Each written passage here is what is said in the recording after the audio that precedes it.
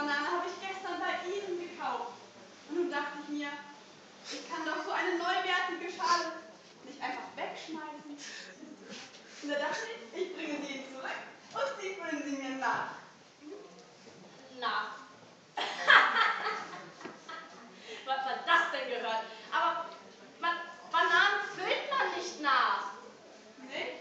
Also das hätten Sie mir auch sagen können, als ich die Banane gekauft habe.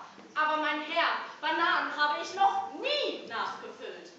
Aber warum ist sowas unüblich? Ich meine, wenn ich einen Kugelschreiber kaufe und die Mine ist leer, dann kaufe ich eine neue Mine und fülle den Kugelschreiber nach. Und wenn ich ein Auto habe und der Tank ist leer, dann kaufe ich auch nicht gleich ein neues Auto. Ja, mein Herr, aber ein Auto und ein Kugelschreiber sind auch nicht zum Essen da. Ich kenne absolut niemanden, der Bananen nachfüllt. Außer Matze. Wissen können. Mir werden Dinge unterstellt. Ich weiß nicht. Meine Dame, Ey, wenn du Kuchen hast, der Zuckerguss innen drin ist sehen Sie aufgegessen. das, dieser Zuckerguss Verkäufer, auch noch.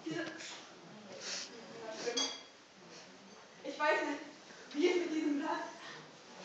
Jetzt habe ich den Blick. Dieses Land geht wirtschaftlich bergab.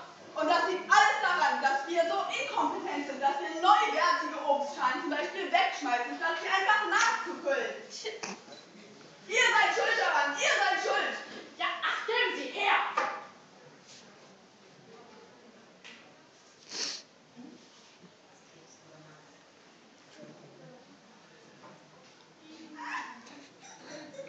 So, eine nachgefüllte Banane für den Herrn. Guten Appetit! Vielen lieben Dank. Geht doch.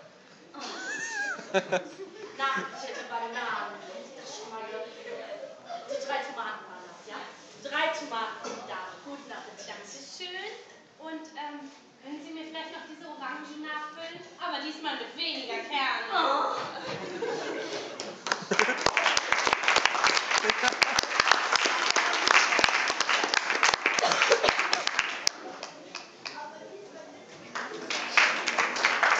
Nein! Banane!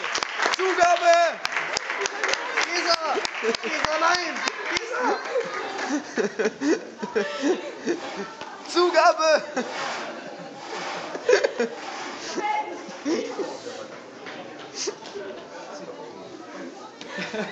Ist so verfressen. Hat er jetzt die Banane geholt? Hallo, ich darf mich auch kurz vorstellen. Ich bin Jana und